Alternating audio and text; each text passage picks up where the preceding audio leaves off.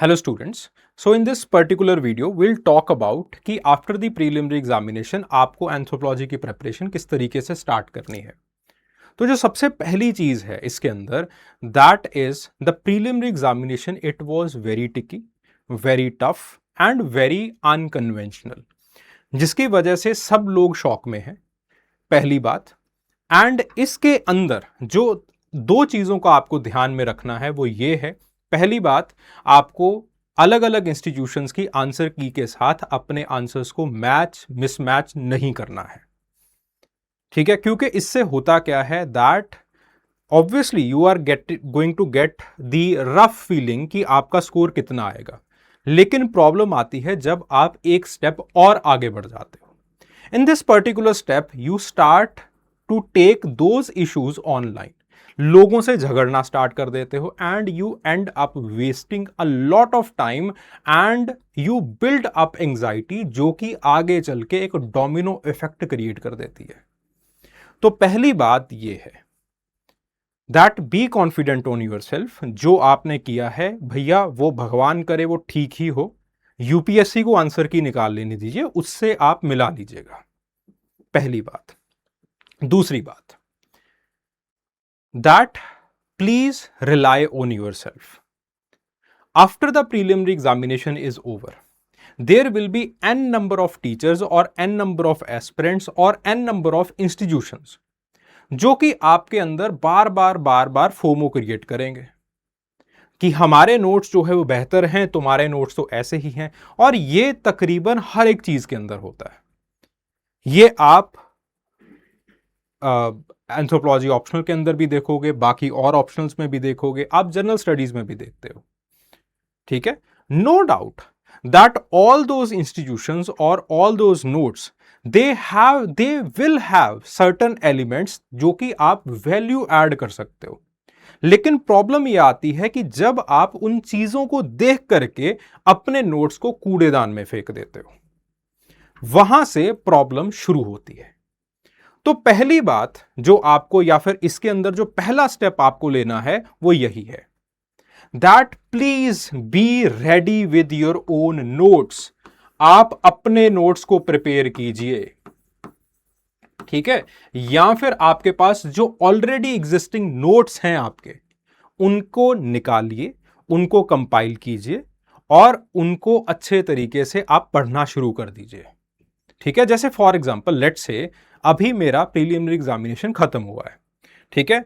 अपने पुराने जगह पे जाइए, वहां से अपनी किताबों में से अपने नोट्स निकालिए या फिर अपनी कॉपी निकालिए, अपने सामने सिलेबस रखिए, पहला चैप्टर है, ठीक है। पहले चैप्टर के अंदर हमें सबसे पहले ये चाहिए कि एंथ्रोपोलॉजी क्या है। दूसरी चीज हमें ये चाहिए that what are the different branches या फिर what is the scope of anthropology. फिर उसके बाद हर एक स्कोप का हमें रेलेवेंस चाहिए, ठीक है। तो इस तरीके से सिलेबस को सामने रख करके एक बार झटके से देख लीजिए कि मोटा मोटी हर एक चीज आपके पास है या नहीं है, और उसके अंदर आपने क्या क्या पॉइंट्स लिखे थे। तो इससे होगा क्या that you will be able to see कि कितना आपके पास प्रिपेयर्ड है और कितना आपके पास प्रिपेयर्ड नहीं है। तो आपको कम से कम ये आईना दिख जाएगा that so and so things we have to prepare, और उस हिसाब से you are going to decide that how much of time you are going to give to the anthropology preparation और कितना टाइम जर्नल स्टडीज को दोगे। कभी भी इमोशनल हो करके टाइम का डिवीजन नहीं करना है, कभी भी टॉपर को देख करके टाइम का डिवीजन नहीं करना है। ये आपकी जर्नी है और इसको आप अपने हिसाब से फॉलो ऑन कीजिए, ठीक है। तो आप देखिए कि कितने पानी में हो आप, और इसको दिखाने के लिए syllabus and the previous year questions they are absolutely necessary, they are absolutely necessary. तो एक बार आपने नोट्स को पढ़ लिया या फिर नोट्स को एक बार कंपाइल कर लिया जो कि आपके एग्जिस्टिंग नोट्स हैं, and then see the previous year questions.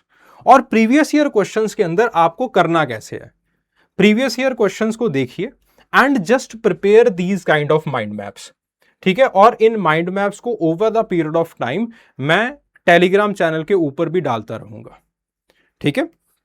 तो जैसे for example there is anthropology unit 1.1, तो एंथ्रोपोलॉजी के अंदर खास करके जो पहला चैप्टर है उसके अंदर क्या क्या चीजें आपको प्रिपेयर करनी है। So the first thing is the scope and हॉलिज्म।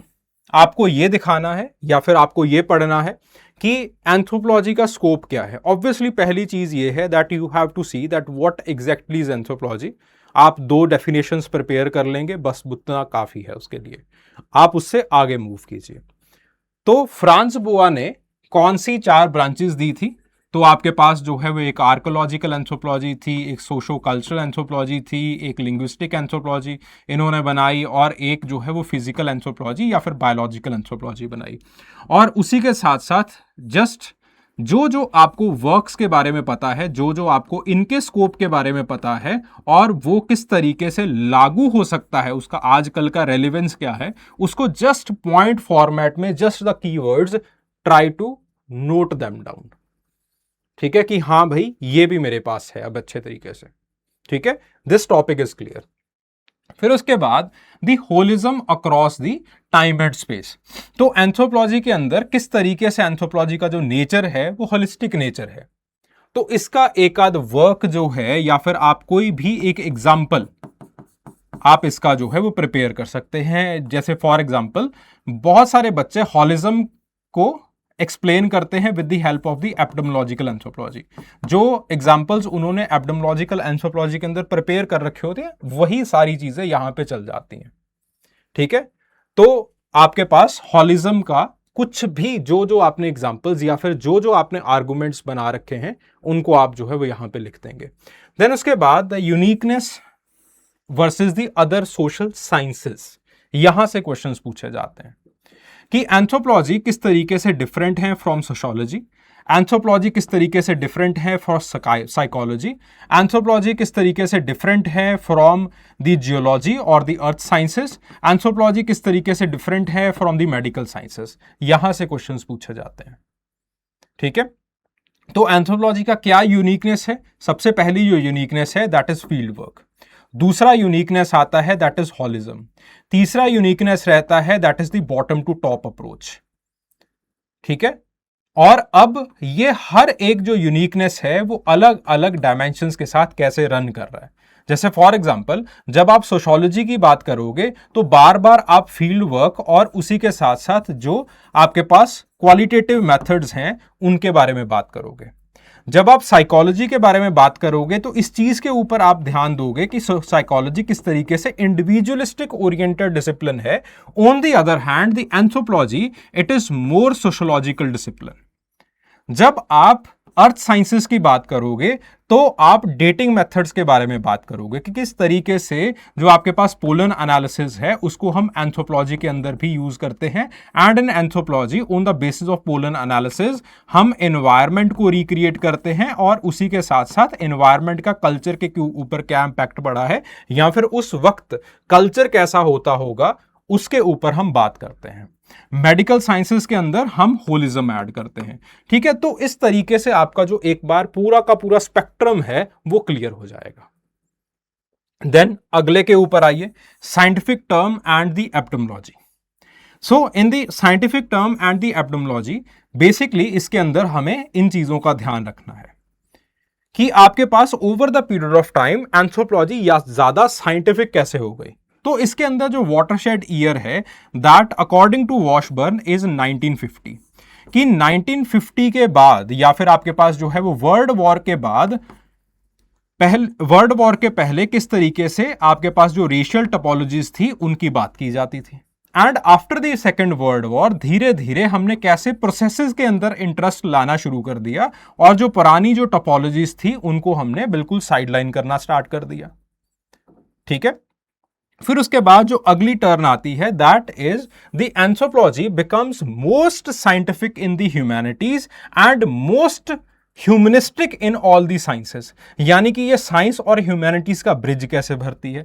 तो इसके अंदर जो हमारी मेथड और मेथडोलॉजी है इट इज वेरी साइंटिफिक, लेकिन लेकिन लेकिन लेकिन उसी के साथ साथ बेसिकली होता क्या है कि जो हमारा राइटिंग स्टाइल है इट इज वेरी ह्यूमनिस्टिक। अब इसका एग्जाम्पल क्या दोगे? इसका एग्जाम्पल है सारा बोहनन की किताब दी शेक्सपियर इन द बुश।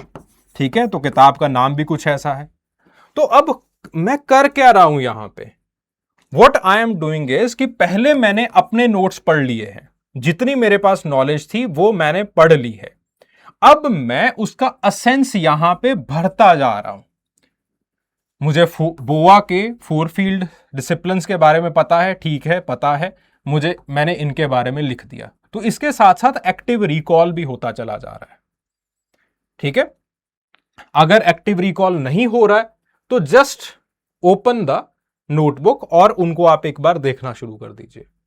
फिर उसके बाद आप देखिए कि अच्छा इनको किस पार्ट में डिवाइड किया जाता है। It is basically the syllabus. तो सिलेबस को ही यहां पे रिट्रीट करना होता है आपको। And then just see the relevance कि आज की डेट में उसका क्या रेलेवेंस है। इसके अंदर आपने ऑलरेडी करंट अफेयर्स वगैरह पढ़ रखे होते हैं, इश्यूज आपको पता होते हैं जनरल स्टडीज के अंदर, उन्हीं को आप चाहे यहां पे फिट कर दीजिए। इसके अंदर कोई एक्स्ट्रा केस स्टडी इतना रिगरस करने की इस स्टेज पे कोई जरूरत नहीं है। जैसे जैसे आप आंसर राइटिंग करोगे, जैसे जैसे आप कोई एक आध टेस्ट सीरीज खरीद लोगे या फिर आप किसी इंस्टीट्यूशन के नोट्स को पकड़ लोगे, देन वो इंस्टीट्यूशन के notes they are going to fit in here, वो यहां पे फिट होंगे। ठीक है, और सबसे इंपॉर्टेंट चीज है आपके नोट्स, ये आपका कॉन्फिडेंस है। अगर यहां पे आपने अपने आप को छोड़ दिया तो बिल्कुल जो है वो आप एक फैदर की तरह हो जाओगे कि हवा इधर की आई तो इधर हो गए, हवा उधर की आई तो उधर हो गए। ठीक है, तो नोट्स को सबसे पहले जो है वो आपको देखना है। ठीक है, तो scientific turn and the epistemology, तो इसका सेंस जो है वो ये है कि किस तरीके से पहले हॉटन की अप्रोच हुआ करती थी, लेकिन धीरे धीरे हमने अडेप्टेशंस के ऊपर ध्यान देना स्टार्ट कर दिया है। देन उसके बाद उससे अगली चीज आती है, that is the biocultural synergy. Biocultural synergy के अंदर जो पहली चीज है that is the biocultural link, कि किस तरीके से आपके पास एंथ्रोपोलॉजी इस लिंक को एक्सप्लोर करती है। अब इस लिंक को अलग अलग एंथ्रोपोलॉजिकल वर्क्स के अंदर एक्सप्लोर किया है। जो सबसे पहला लिंक है या फिर जो सबसे पहला एक्सप्लोरेशन है that is done by the Margaret lock. Margaret lock ने लोकल बायोलॉजीज का कंसेप्ट दिया था। अगेन इसके बारे में बहुत सारे बच्चों को पता होगा कि किस तरीके से with the help of that वो कहती हैं कि कल्चर कैसे बायोलॉजी को इन्फ्लुएंस करती है। उनका काम इसके अंदर मेनोपॉज पे है। देन उसके बाद हम ये देखते हैं कि एनवायरमेंट का क्या इंपैक्ट पड़ता है दोनों चीजों के ऊपर, कल्चर के ऊपर क्या इंपैक्ट पड़ता है और बायोलॉजी के ऊपर क्या इंपैक्ट पड़ता है। तो कल्चर के ऊपर किस तरीके से इंपैक्ट पड़ेगा, this is known as the cultural adaptations. आपके वर्क पैटर्न, आपकी लाइफ, आपके सोशल अफेयर्स, इन सारी चीजों को हम एनवायरमेंटल के नजरिए से देखते हैं। और इसी के अंदर बच्चे बड़े आराम से एक एग्जाम्पल दे रहे होते हैं एलपी विद्यार्थी का। फिर उसके बाद एनवायरमेंट आपके बायोलॉजिकल सेंसेस के ऊपर किस तरीके से काम करता है, ये बेसिकली आप एनवायरमेंटल एंथ्रोपोलॉजी के अंदर बड़े अच्छे तरीके से पढ़ लेते हैं। इसका एक एग्जांपल सिकल सेल एनीमिया का भी है। देन उसके बाद जो तीसरी चीज है that is from the perspective of the critical medical anthropology. तो क्रिटिकल मेडिकल एंथ्रोपोलॉजी के अंदर बेसिकली हम पढ़ते हैं कि कैसे एनवायरमेंट प्लस आपकी जो पॉलिटिक्स है प्लस आपकी जो एपिडेमियोलॉजी है, ये तीनों चीजें एक जैसी होती हैं। जैसे for example take the case of Tibet. अगर तिब्बत के अंदर या फिर आपके पास जो है वो किसी दूर दराज इलाके में, जैसे पॉल फार्मर ने हेती का एग्जांपल दिया था, तो हेती के अंदर जो है वो आपके पास एक टीबी नामक डिसीज जो है वो फैल जाता है। अब हेती के लोग बहुत ही ज्यादा इंप्रोविज्ड लोग हैं, मार्जिनलाइज्ड लोग हैं, तो they do not have a particular political से इन द पॉलिटिकल इकोनॉमी, जिसकी वजह से बेसिकली एनवायरमेंट जो है वो डिसीज क्रिएट करता चला गया। और वो लोग बहुत ही सकरे इलाके में रहते थे, छोटे इलाके में रहते थे, डेंसली पॉपुलेटेड इलाके में रहते थे, जिसकी वजह से वो पर्टिकुलर डिसीज उन लोगों के अंदर इनॉर्मसली हाई हो गया। ठीक है, तो यहां पे आप इस पर्टिकुलर एग्जांपल को देखो तो 3 हमारे पास रेडीमेड एग्जांपल्स हो गए। देन उसके बाद the branches integration, that over the period of time anthropology की अलग अलग ब्रांचेस किस तरीके से इंटीग्रेट करी है। लिंग्विस्टिक एंथ्रोपोलॉजी कैसे कल्चरल एंथ्रोपोलॉजी के साथ इंटीग्रेट करी है, कल्चरल एंथ्रोपोलॉजी कैसे बायोलॉजिकल एंथ्रोपोलॉजी के साथ इंटीग्रेट की है, बायोलॉजिकल एंथ्रोपोलॉजी किस तरीके से आर्कोलॉजिकल एंथ्रोपोलॉजी के साथ इंटीग्रेट की है, आर्कोलॉजिकल एंथ्रोपोलॉजी किस तरीके से कल्चरल एंथ्रोपोलॉजी के साथ इंटीग्रेट की है। तो इसका integration with the help of examples आपको दिखाना है। तो लिंग्विस्टिक एंथ्रोपोलॉजी कल्चरल एंथ्रोपोलॉजी के साथ इंटीग्रेट करी, Whorf Sapir hypothesis.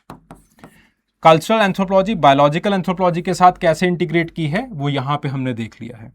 Biological anthropology archaeological anthropology के साथ कैसे इंटीग्रेट हुई है, with the help of the post processual anthropology, जिसके अंदर बेसिकली हमने मेहरगढ़ का एग्जांपल हम करते हैं कि कैसे हमने मेहरगढ़ के अंदर ये तय किया कि that because of the Neolithic revolution और बिकॉज ऑफ द एग्रीकल्चर लोगों के अंदर कुछ फिजिकल डिफॉर्मिटीज आनी शुरू हो गई थी। एंड देन फिर उसके बाद आर्कियोलॉजिकल एंथ्रोपोलॉजी कैसे कल्चरल एंथ्रोपोलॉजी के साथ इंटीग्रेट करती है। इसके अंदर आप कोई भी एग्जांपल दे सकते हो फ्रॉम द एवोल्यूशन, ठीक है। तो एवोल्यूशन के अंदर एग्जाम्पल दे दीजिए, या फिर इसके अंदर आप हड़प्पन सिविलाइजेशन का आप एग्जाम्पल दे सकते हैं कि कैसे हमने ये निर्धारित किया कि उनके अंदर जो पर्सनलाइज गॉड्स थे या फिर जो है वो प्रोटो शिवा की कुछ वर्शिप वगैरह वो लोग किया करते थे, ठीक है। So this is it. तो इस तरीके से आपके पास आपको जो है वो चीजों को निकाल लेना, ठीक है। And the last is the contemporary relevance. Tribal anthropology, applied और एक्शन एंथ्रोपोलॉजी क्या होती है, फोरेंसिक एंथ्रोपोलॉजी का क्या रेलेवेंस है, तो ये सारी चीज़ें आपको निकाल लेनी है। और ये चीज़ें बेसिकली पेपर सेकंड और पेपर फर्स्ट का 12th चैप्टर उसके अंदर भी आ जाती हैं। So just create this particular mind map, ठीक है। और इन माइंड मैप्स का क्रिएशन एंड इवेंचुअली इनके ऊपर जो डिस्कशन है वो मैं टेलीग्राम ग्रुप्स के ऊपर भी करता रहूँगा, ठीक है। So that they are quite easier for you, ठीक है, ताकि इन चीजों को आप एक बार समझ सको। ओके, ठीक है। So this is it for today. और इसके ऊपर हम और डिस्कशंस करते रहेंगे that over the period of time, जैसे जैसे हमें जो है वो चीजें सही लगती चली गई, ठीक है। Thank you very much.